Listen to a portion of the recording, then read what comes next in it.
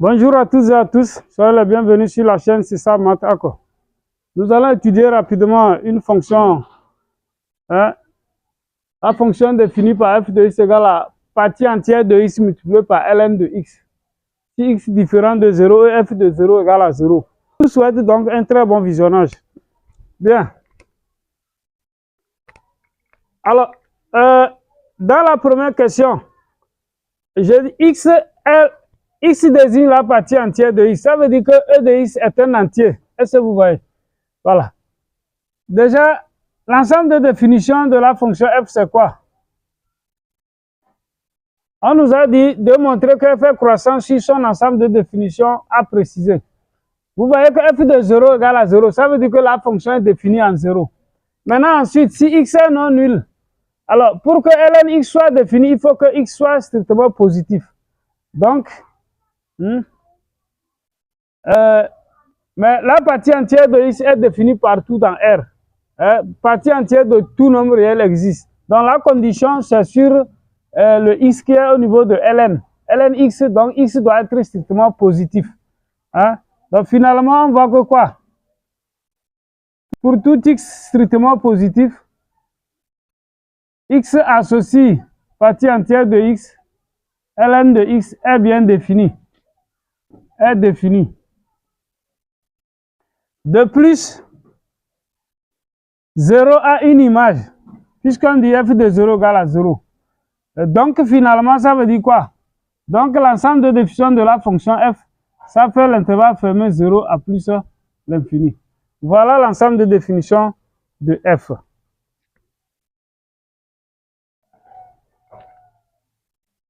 Bien. Maintenant, on va montrer que la fonction f est croissante. OK? Alors, montrons maintenant que f est croissante. Montrons que f est croissante. Ici, le cas de 0 est exceptionnel. C'est un cas particulier qu'on doit examiner. Donc, nous voyons que si x vaut 0, qu'est-ce qui va se passer? Si x vaut 0, on nous a dit que f de 0 égale à 0. Donc, c'est bon. Il n'y a pas de problème là-bas. Maintenant, si x est strictement compris entre 0 et 1, si 0 inférieur à x strictement inférieur à 1, en ce moment, on voit que quoi? En ce moment, la partie entière de x, par exemple, quand je prends un nombre strictement compris entre 0 et 0,1, 0,5 par exemple, sa partie entière c'est 0.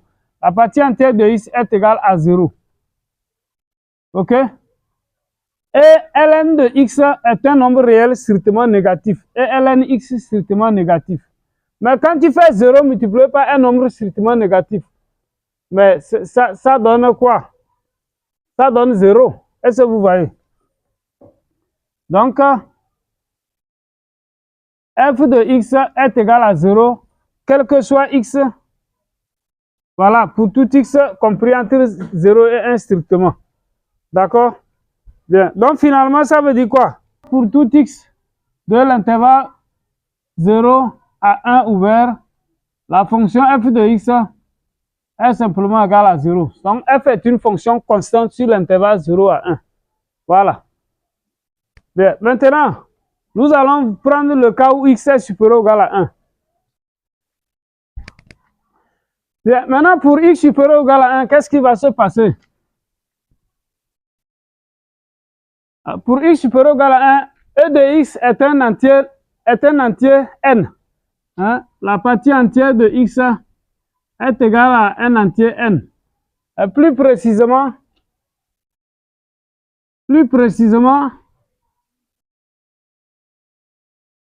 puisque c'est un entier, plus précisément, lorsque x est dans l'intervalle, lorsqu'on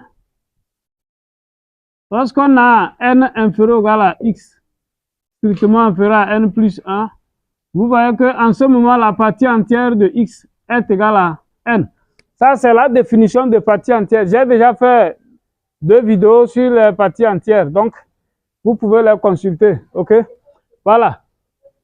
La partie entière de x est égale à n. Et on sait que ln x Voilà. Et ln de x, non, bon, on n'a même pas besoin de ln x. Vu que partie entière de x est égale à n, hein, donc sur cet intervalle, la fonction f de x vaut n ln de x. Voilà.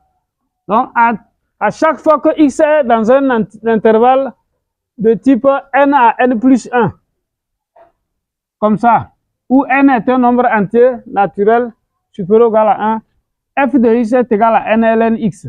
Alors, qu'est-ce qu'on voit? On voit que cette fonction est croissante.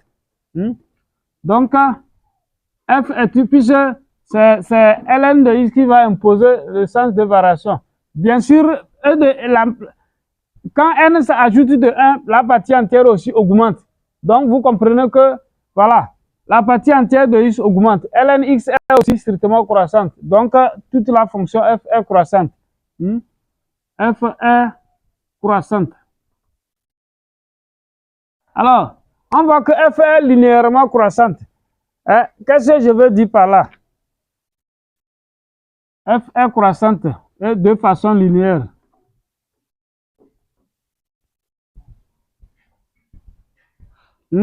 Pourquoi je dis ça? À chaque fois que n augmente de 1, vous comprenez, la fonction f va changer.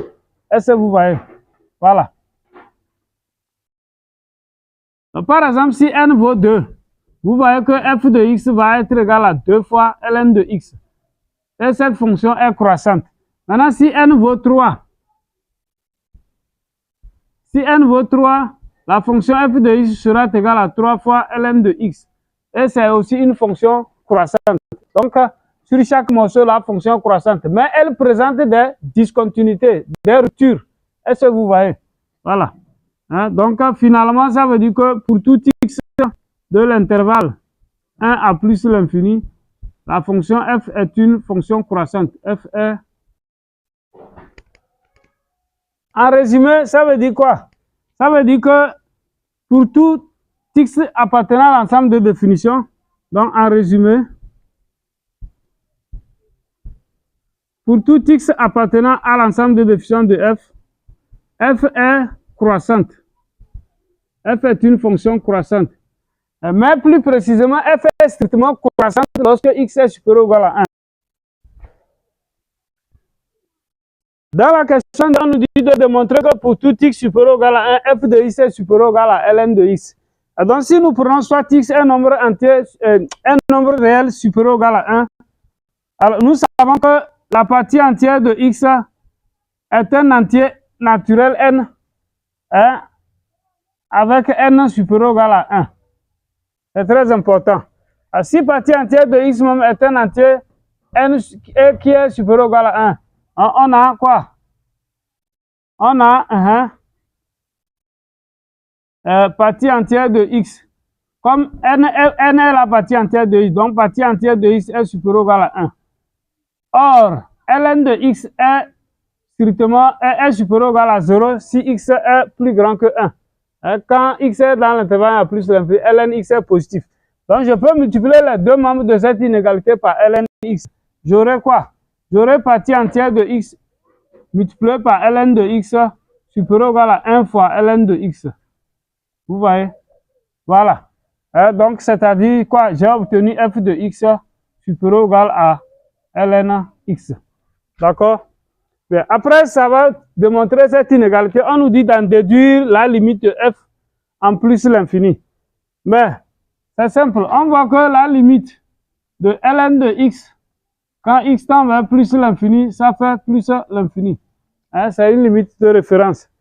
Mais, si f dépasse ln x et que la limite en l'infini de ln x donne plus l'infini, automatiquement f de x, ça c'est la limite sur comparaison des fonctions. C'est-à-dire que si vous avez, c'est une propriété, il y a une propriété qui dit, si j'ai f plus grand que g et la limite de g donne plus l'infini, x tend vers n'importe quoi, voilà, donne plus l'infini, alors la limite de f, ça fait aussi plus l'infini.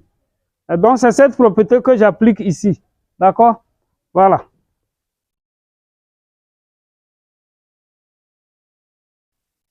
on voit que pour tout x de l'intervalle 0 à 1, voilà, f de x égale 0. Donc, c'est une fonction constante sur cet intervalle. Nous l'avons déjà vu. Maintenant, pour tout x de l'intervalle 1 à 2 ouvert, qu'est-ce qui va se passer? Donc, vous devez comprendre que sur tout intervalle de la forme k à k plus 1, ou bien n à n plus 1, avec k n entier, la partie entière de x est égale à k. Donc, si x est un nombre de l'intervalle k à k plus 1, la partie entière de x est égale à k, avec k appartenant à z d'une manière générale. Voilà. Donc, ici, si x est dans l'intervalle 1 à 2, la partie entière de x vaut 1. La partie entière de x est égale à 1, ce qui entraîne que la fonction f de x égale tout simplement ln de x. Donc, c'est là, le logarithme ne peut rien. Nous connaissons cette fonction. Maintenant, pour tout x pris dans l'intervalle 2 à 3 ouvert, la partie entière de x est égale à 2. Alors, la fonction f de x sera égale à quoi? Ça fait 2 fois ln de x. Voilà, c'est une fonction strictement croissante, ok? Comme nous l'avons dit précédemment. Maintenant, pour tout x élément de 3 à 4 ouvert, vous voyez, la partie entière de x est égale à 3. Alors, la fonction f de x, ça fait 3 fois ln de x. Et enfin, mais j'ai ouvert sur l'intervalle, sur la borne 4. Donc, en fin de compte, si x prend la valeur 4, mais comme 4 est le seul, f de 4, ça fait quoi? Partie entière de 4, ça fait 4. Donc, on aura 4 ln de 4. OK? Voilà la valeur de f là-bas. Donc, c'est ça que nous allons essayer de représenter graphiquement. D'accord? Bien. Bien, voici le repère. OK? Voilà, voilà notre repère. Sur l'intervalle 0, 1, f de x vaut 0. Donc, ça, c'est quoi? Ça dit que la fonction est croissante. Tous les nombres de l'intervalle 0, 1 ont pour image 0. Donc, nous avons la courbe comme ça. C'est confondu à l'axe des abscisses. OK? Et ici, je vais mettre un trou pour dire que, voilà, c'est ouvert en 1. Voilà. L'image de 1 ne compte pas. Maintenant, sur l'intervalle 1 à 2, voilà, f de x vaut ln x. OK? Alors, donc, mais ln de x, vous voyez, ln de 1, ça fait 0. Aha, le trou là sera bouché maintenant. Maintenant, vous connaissez la fonction logarithme. Hein, l'allure de la courbe représentative de la fonction logarithme, c'est quelque chose comme ça. Elle passe par 1 et puis elle va dans le prolongement de l'axe des abscisses. Voilà, donc c'est ça, c'est cette courbe, mais on va la délimiter sur l'intervalle 1 à 2, comme ça. Donc, vous voyez. Mais ln de 2, ça fait à peu près 0,7. OK? Donc, vous allez, l'image de 2, ça fait 0,7. Voilà. Mais c'est ouvert là-bas. Si ici est à peu près 0,7 comme ça. Voilà. Donc, hein, je vais mettre un trou là-bas. Et la courbe, elle va exactement comme la courbe de la fonction logarithme ne peut rien. Comme ceci. Mais ce point-là ne compte pas.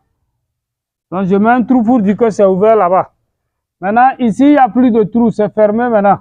Maintenant, de 2 à 3. Sur l'intervalle 2 à 3, f de x, ça fait 2 fois ln de x. Donc, les images sont multipliées par 2. D'accord? Donc, on a la même courbe, mais voilà. C'est ce que je vous disais. Il y a un saut. Alors,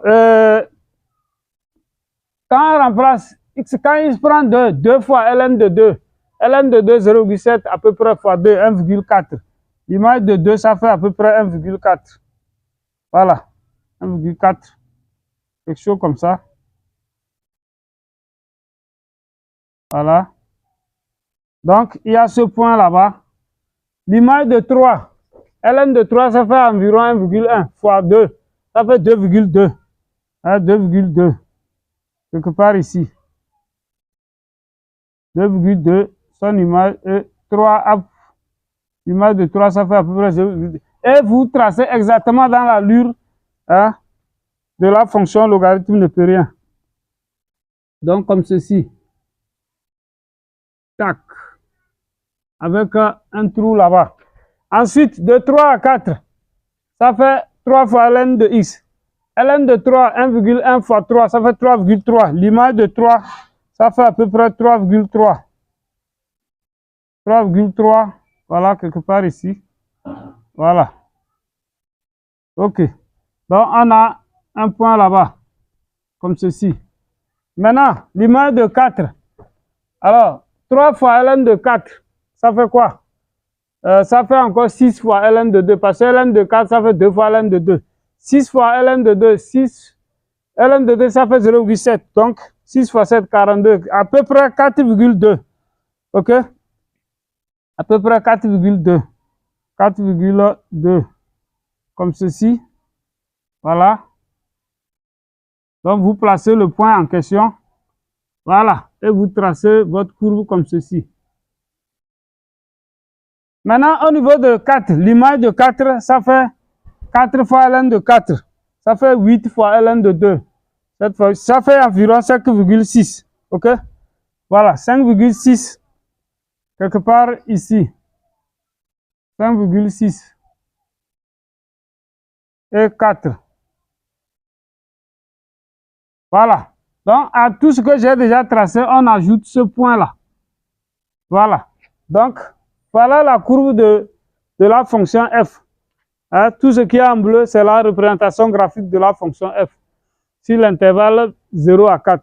Alors, chers bien-aimés, notre vidéo prend fin ici. J'espère que vous avez appris quelque chose. Si c'est le cas, likez la vidéo.